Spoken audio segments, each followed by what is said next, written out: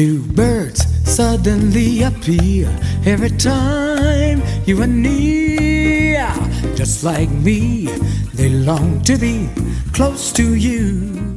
Hello, everybody. This is Dr. Willie Jolley, my beautiful bride. This is Dee. And we are the authors of the book, Make Love, Make Money, Make It Last, 10 Secrets to Shape a Great Marriage. We are excited about this topic that keeps us coming back. People say, give us this topic.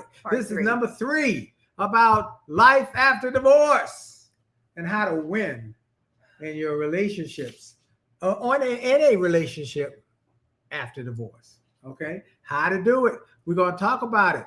And y'all have said you wanted it. I mean, this has become one that is for the books in terms of the amount of people who have said how much they wanted this to continue. So let's go. We're going to talk about life after divorce. And I want to thank again Nina who pulled my coattail at Asbury United Methodist Church and said, you've got to do a show about life after divorce. Whoo! I mean, she was. So the goal is to get better. What did you learn from it? Yep. And last week I ended on, there's also, and I sound this because I got a cold from my grandson. So here I am with a cold from my grandson. So, and you love getting that cold from your grandson. I don't love getting a cold. But you love that grandson. But I took care of my grandson and I got a cold and he is better. So here I am. So 2 things. What we learned going through the divorce to make us better. Hold on. For all openness and honesty and all of that, you have been through a divorce. I've been through divorce. Okay, and I have not. I have not. Okay, so you've got a frame of reference that gives you some perspective, and one of our staff people has been through a divorce and gave us some more perspective. Yes. That I thought was profound. So really, it ends up being with other people an ongoing conversation. And one thought I had was that we need to have a divorce conversation, like an ongoing, like over tea or something like that. Maybe, I don't know if you're interested in that, because it's cathartic. I really think it's cathartic in terms of what you learn. So we're not talking about trashing the other person. We're talking about what did we learn? What can we do differently? And what are the aha moments that as I reflect on the relationship that I got out of, and what I can do better or differently. Okay. Well, I think you better rephrase that word, you got out of. You had a divorce that you did not choose, though. I don't want to make it sound like you got out of it because you chose to get a divorce. It didn't work. So. And you beat yourself up for a long time about that. And how do you rebuild? That's what we're talking about. That's what we're talking about, rebuilding and winning. Because look, we're going to be celebrating 40 years of marriage in a couple weeks. And that's after you've had a previous marriage and it didn't go well and you planned to never get married again and you beat yourself up, but we moved on. And that's what we want to talk about. You convinced me. You became my best friend. Yeah. And I learned how to trust you. Yeah. That's very important. And friendship. Friends first. Mm-hmm. Friends first. Friends first. We can't beat that into people's heads enough. Friends first. This person needs to be your bestie, your friend. And if it's not that way, then you need to work on developing. It's not going to last. There'll be problems. Well, but if it's not that way, you can grow that friendship. Am I right? Mm-hmm. Okay. That's what I want to do. And then your value system. We talk about that too. Mm-hmm. What are your values? Do you believe in the same things and want to pursue the same things? And when we talk about that, we're really talking about, for us, it's our faith. Yeah. Do you believe in God? How do we raise children? Yeah. How do we interact with our families? All of those things are important. So that becomes a part of, well, do I have a checklist? The last 2 weeks I actually talked about that. And Cheryl sent it. Oh my God. And it is so good. So here's what she brought in. And it was, she found it online. It was Star Jones, who is the host of some court show. Star Jones, many people knew Star Jones. She was on a lot of the talk shows, but she now has her own show. And a different husband. and she has a different husband. And she talked about, and I saw it. I don't know if you got a I chance. did not see I it. saw it. She talked about how first of all, she said, I'm not the same person I was 20 years ago. She said, at 21, I was immature. When I got married early, I was immature, and I didn't know what I didn't know. And I thought I knew. That's first. She said, so the person I am now is much different than the person I was then. That's first. Second, Lawrence O'Neill said, we'll share the video as always. Thank you for sharing your wisdom, guys. Thank you, Lawrence. And then that was first. She said she's not the same person. Second thing she said was that she was immature and she was too young. But then she said she made a list of what she wanted in her next relationship. And she made it very clear. She wanted someone who loved God, someone who... And the aha moment was... Oh, no. You got to hear these points because you did not see it. You got to hear these points. She wanted someone who loved God and had faith. She wanted someone who had education because she valued education. She wanted someone who was a professional or at least acted that way. Didn't have to have, had to have a white collar, but at least had a professional air about them. And then someone who treated their family and loved their family. She said these are things that were critical. And then she gave a few other things that she wanted. And then she put it up on her mirror. And then she said, the Lord spoke to her. She said, the Lord spoke to her and said, are you everything on that list? Woo! She said he convicted her and made her look at that list from her perspective. And she said, I realized I was not. And once I realized that, I worked on me. Ooh, so she came up. That was so good. She came up short, and she was willing to work on herself. She was willing to admit that she had challenges. I think in many instances, we are not willing to look in the mirror, to have an honest conversation. That, you know what, I had a part to play in the failure of my relationship. I had a part to play in the failure of my relationship. With me, it was lack of communication, which is fundamental to any relationship. Right. A lack of communication. Now, what does that mean? Did I say what I was actually thinking, what was on my mind? Not, I was angry all the time, but just thoughtfulness, not sharing what was on my heart, not asking for information, making assumptions about behavior and it not being so. So we have to work on ourselves. Uh-huh. Okay. Something there. Okay. All Okay. right. So yeah, you have to work on yourself. So that was one of the things we talked about last week. You have to make a commitment to work on yourself. And like Star Jones did, she said she realized she had shortcomings in the list she had created of what she wanted. There were things she was not doing. She was not being. So she started working on herself. That's first.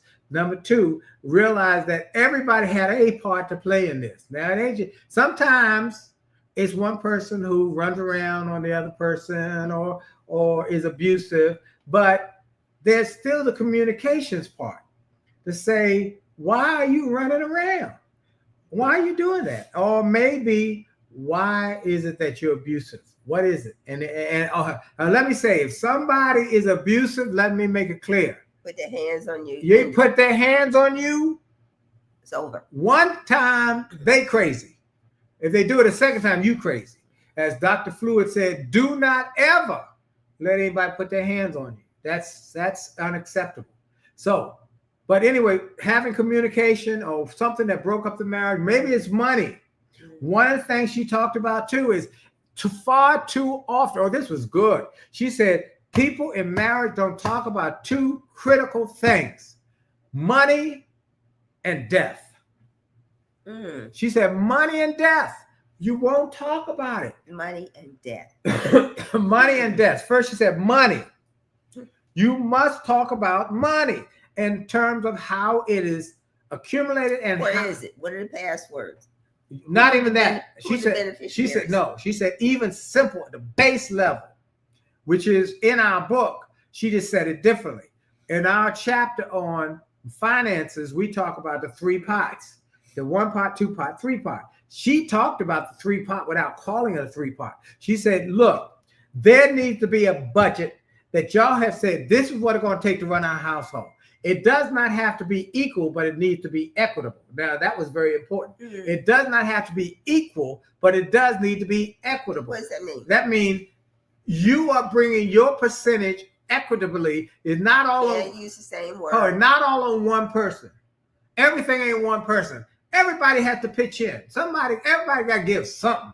Okay? It's not maybe the same amount of money, but it's something that impacts your finances. So she said equity. Then she said, what you do to define that monthly budget that it takes to run your household. What do you got to have? You got to have a roof over your head. That's rent or mortgage. You got to have electricity and water so you can bathe. You can use the stove. You have to have heat or cold or whatever. And then she said you have to have the transportation to get around, to get to work, whether you bus, car, or whatever. And then food. These are the basics. She said after you've settled that, then that money is sacrosanct. It goes into that account. It's a household account. You put it there and you don't touch it for anything what's on the budget. Then you got your money over here where you can do your hair, your nails, or, you do your own nails, but your whatever you want to get. And I got my money over here where I can get my toys, whatever. She said, if you do that, then that's the basics. I think it's very important. You didn't say that each person has to know exactly where all the monies are. Oh yeah. And that's a no hidden accounts. But that's a whole nother issue with the passwords and the usernames. That is major. And some accounts, when you put in the passwords, it doesn't have the little thing where you can see if you made a mistake. And I make mistakes all the time. Okay, next thing she said about death. You got to talk about death and prepare for what happens in the inevitable, but what happens if it comes before you plan it. In other words, you're hoping to live a long life together, but what happens if one person dies early? Is there life insurance to take care of the house and the family? Is there money put away? Have you prepared for that emergency in case it happens? And have you talked about it? She said many people don't do it. Probably not. Okay, so that takes us to our you got to come closer because you're out of this frame. Okay, I don't want to get too close. I know. I'm okay. I'm going to be good. I'm good and good. Want you to catch I got echinacea. I got golden seal. I'm taking all of the stuff. Okay? So when we ended last week, I did say that I had a checklist. Yes, you did. And we didn't get to it. So we have all this conversation. It is so important that you have a list of things that you need to do. Now, why does that come front and center? Now, we talked in previous years back, 2-3 years ago, we did our updated for like the 5th time, our will. We set up our trust. We did all of that. But there's something that we had not finished doing. We had moved some things into our trust, but we hadn't moved fully funded the trust. So you can have a trust, which means you pass away, you bypass public notice of the fact that you passed. So there's no one who can greedily look at getting your assets. You bypass probate. Is that what you're saying? Bypass probate. Which is a mess, by the way. Which really takes about a year or so. And your heirs get your resources. The challenge is if you have not funded the trust. I was like, when you say funded, like our properties are in the name of the trust. So they're in there. But our bank account or bank accounts were not in there. So if our account is not fully funded, that's a mess. So everything does not bypass the public and go into the trust. That was a major wow. And then we had a seminar. We were both on it. I was on it more than you in terms of the details. I was on it. You were writing notes and asking questions. Exactly what we needed to do. So here's like a checklist. Okay, so you managed to get in the marriage. You divorced. You split the assets.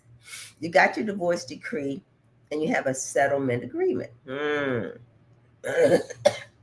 Oh, so you say, so you think you can walk away? Not really. What about the beneficiaries? Beneficiaries. Okay. Woo. Now, when you say, like, what about the beneficiaries? Okay. Now, I actually looked that up. Now, a beneficiary is the one who receives your assets, whatever that thing is, and you might have lots of different bank account, life insurance, and all that. What name is on that account? And maybe the name varies from person to person. First of all, if somebody is a beneficiary, they need to know that they're a beneficiary, right? And if you are then divorced, perhaps you want to change the beneficiary. Now, tell the story you told me today. Okay. So there was a case, a Supreme Court case in 2001 with Eaglehoff versus Eaglehoff, husband and wife. The Supreme Court ruled that a retirement plan's named beneficiary, in this case, the ex-wife, was entitled to the benefits. He had divorced the wife, and he had did all the divorce decree, but he even though she had divorced him. Now, right, I don't know if that's she divorced him, but whatever. He forgot to change the beneficiary of his life insurance or his retirement. He never updated the beneficiary. So I don't know how many people were listed on the beneficiary thing, but she got the portion of his life insurance as the spouse, even though she's the ex-spouse. Wow. So the beneficiary designation supersedes or comes before the designation of in the will who gets what. Okay. Now at banks, it might be it's listed as pay on death. So you're like, okay, I'm gonna open an account. You got to put somebody down, or you write this person's name down. You forget about it. Pay on death. 30 years later, this person, you didn't change it, is the beneficiary. Maybe that person has passed away. Their family, whoever is in that lineage, gets that benefit. Isn't that something? Wow. So the bottom line here is not updating the beneficiary according to my research is the number one challenge in going through divorce, the mess that's still there. And 60% of people who have gone through divorce still are attached because they have not changed the beneficiary designations. How about that? That's powerful. So when you have beneficiary designation, you're like, okay, so I get the life insurance. Oh, you got life insurance? You've got your retirement. So what does your retirement entail? Is it your 401k? So we have a 401k with our business. Is it a 403b, which means if you're in the education arena, that is what it's called. Or it's an individual IRA, an IRA, right? So whatever the name is, you need to identify what it is and make sure that it is lined up correctly, right? Even includes your Roth. Now your Roth is retirement money where you can put aside what, $7,000 or $8,000 a year, depending upon how old you are, that taxes are not taken out of. But with each one of these categories, you have a beneficiary. And for your brokerage accounts, you're like, oh, I opened an account and I've got I put in $100 a month and I've got some stocks. Brokerage accounts have the terminology. I'm telling you, it's enough. Terminology is transfer on death. Who are you transferring it to? Isn't that something? Right. That's like seven or eight different things. Or the POD, pay on death. So you really need to, it's kind of like you need to set your calendar. once a quarter, or at least At every least, six. I would say every I 6 think months. every 6 months, you need to sit down and go through your accounts and make sure stuff is current, or your beneficiaries current, your joint tenancy arrangements. Do you own property with somebody else who is not your spouse, your brother, your cousin, another business? So how is that title? What happens to that? Where are the deeds, or the deeds of trust, and who owns what, and what will pass through Let to the me next let me generation? take a moment here. She's saying this. I don't want this to go by everybody. How critically important the word a trust is. You got to have a will. Now that's just basic. I don't care how old you are. You got children, you got a family, you got anything. You got to have a will, or it's going to be a mess. But then you go beyond that when you really want to make sure everything is done in order. You do a will and a trust. Now, one of the things that we talked about is how when we got together, we talked about money. We talked about how we were going to set up our household. And she had a different situation in her first marriage, how they handled finances. He took everything, and he was a great provider. And let me say for the record, he's a friend of mine. We're friends now, and I think highly of him. He's my guy. But they had a different kind of relationship, and they were very young. And as our staff person said, the person she is now is so much different than the person she was then. Mm-hmm. And knowing what she knows now, she would have done so much differently. So how do you move forward, folks? One, work on yourself. Make sure you work on yourself. If you make a list, make sure that you are being open and honest about, am I doing what the list says? 3, don't make a list of somebody, Mr. Impossible, Mrs. Impossible. And you have to know your value system. And values. There you go. Values. And don't be ashamed to say, this is what I want. We went to a luncheon on Saturday with our mentor. He's 96. His wife is 78. Mm-hmm. Okay. He was in his 40s. She was 25. Mm-hmm. He had been through a divorce. And from what I understand, it was an ugly divorce. Mm-hmm. Okay. And he was living in a hotel. Didn't he say that? Mm-hmm. And he was somewhat the man about town. And he met this beautiful young blonde from Georgia, but she had very clear values. Mm-hmm. And he said he took her out to a restaurant, and fancy restaurant. And afterwards, he pulled out a cigar. He said he used to smoke cigars and clipped off the end, dipped it in some brandy. And he said, would you mind if I smoked? And she said, yes, I would. I don't do that. And he said her values were so clear. And before they ate, she said, we must pray over our food. And so to this day, she's a great woman of faith. She's changed him. She has impact, and he loves her. They just felt so, and now this is his second marriage, mm-hmm. and they just celebrated over their 51st year. Mm-hmm. Okay. And so it was such a refreshing to hear him say, he told the story, how he got a level of respect for her when she said, yes, I would mind if you smoked, and let's pray. And her values were so clear. Folks, this is important to go to the next level. And remember, one more thing. What's the baggage you brought from the last relationship?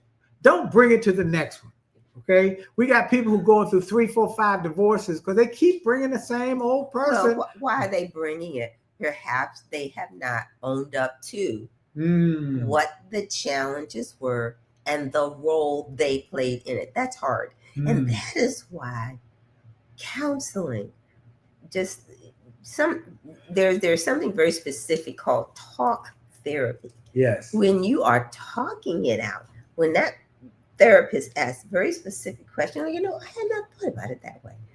And when you hear yourself say, you're like, you're right. I did so and so. I'm not the same person I was then. It's okay to acknowledge what you were and to be able to look back on that and say, this is where I am now. And I am so grateful for the growth that I've had. Okay, so quickly. Okay. So you've got your will, you've got your trust. You got the fund, put something in the trust, the money, the bank. Money. Oh, by the way, parents said he was 23 years old and I wanted money because in my mind, money will resolve everything. He realized that was not true. Sorry. So he realized that was not true. Okay. Values are important. You got to have somebody, if your power of attorney to replace your financial and medical issues. If you have a trach, the thing down your throat to help you breathe, who's going to make the decisions? Who have you identified? If it's not the spouse, then who next in line will make the decision as to your health? You need to talk about that. That's an uncomfortable Terrence said conversation. something very values are important because you can learn that some people married with the idea of getting divorced. It was in their brain. What did I say to you when we got married? What did I say? I don't know. Oh, you know what I said. I said, if you want to get out of this marriage, do I have to die? Only way to get out is you got to die. You die, you good. You good to go if you die. Other than that, ain't no getting out of this marriage. Okay, we are in it for the rest of our lives. Okay. And and who's the power of attorney to make legal decisions for you? And what if they're children? Wow. Some people I was watching something and the person was 45 years old, had terminal cancer, and this was on CBS, and didn't have any family members, and she asked her nurse if she would take care of her 10-year-old son. Is that a wow? Yeah. And they interviewed her like 20, he's like 22 or something now. Right. But you have to think, and there's a whole nother issue. It's called, the concept is solo agers. Have you heard of that? Solo agers. That's a new, what does that mean? A title. You live alone, you're not married, you're divorced, whatever it is, you are alone. What do you have to have in place so that if you fell, if you're missed for a day or so, who is there to check on you? Well, my thought that's an uncomfortable thing. Solo agers, that is part of it. And secondly, solo agers in the sense that what do you have you made your affairs such as though these things are going to go where you want them to go and not where the state wants them to go. All right, or the creditors want them to go. You got somewhere. Maybe you want to donate something to your church, maybe to your school where you graduate. So you have to make it clear. But I'm saying clear. Solo aging is a challenge because there's so many people who live alone. I got that, but we're trying to get these people to get hooked up with somebody. All right, get hooked up. We gotta there's some hooking up we won't do. Okay, hooking up. Getting y'all to hook up. Also, like we hooked up. I hooked up with her. Willie. Also, you want to, if you are employed, don't forget your HR person. They don't come to you. You have to go to them and say, let me check out what I filled out when I became gainfully employed here. You might be surprised at some of the information. You look back to what we had as my beneficiary. I mean, my mom. She been dead, and my mom had been dead for a number of years, and she was still my beneficiary on some of the things I had opened. So we had to go back and look at it and say, oh my gosh, we didn't realize that. I hadn't even thought of it. So these are things I want you to consider. But most of all, I want you to consider that there is good up the road for you if you divorce. Now you got to work on yourself. Yeah, if you got to make a list, make a list. See if you check the boxes in that list. Make a commitment to get better. Don't bring your baggage from the last last relationship to this one, bring good, learn from it. And then everybody, lottie-dottie and everybody. Somebody bought 4 copies today. 4 copies, said, I want one for me and my husband and then my besties. I want them to have. So I bought 4 copies. And we got a sale on right now. This is my 34th year in business, and it was June the 1st, and we expanded it by popular demand. If you want to get the book, get it now. Terrence said, get the book, get the book, get the book. It's great for Christmas gifts. Get it now, and it's on sale. We get a 34% discount. And when you get 2, you get a double discount, okay? So do it now. Go to jollymarriage.com. Then watch the TED Talk about how to never, ever argue again in marriage. We haven't had an argument in over 38 years, and you can learn what we do. And then if you got issues, we want you to take the marriage repair series or relationship repair. And what you do with that relationship repair is there are 5 sections. It's communications, romance, money, family, and blended family. It's a powerful program to help you with those issues. And that's at jollymarriage.com/events. And if you have specific questions, email us. Yes, please email us if you got questions you want us to deal with. We hope to see you soon. We hope that we will do an event sometime soon where we'll personally see you. But in the meantime, between time, we'll see you next Monday night at 9 o'clock Eastern time. She'll feel better by then. I'm a doctor on her. I'm gonna work on her. I already went to the store and when she started coughing, I went and got her some medicine and put her in bed. And she said she was going to get up for the show. So she's going to go back to bed. And I'm a doctor on her and take her whatever she wants. So she'll be healthy and well. All right. Thank you, Desiree, man. Wow. Another powerful, informative show. Thank you. Terrence, thank you. He said, buy the book. Terrence says, buy the book. Buy the book. And everybody else, we'll see you later. Jolly God bless out. you. Jolly out. Here we go. Out with our music, and hope you enjoy it.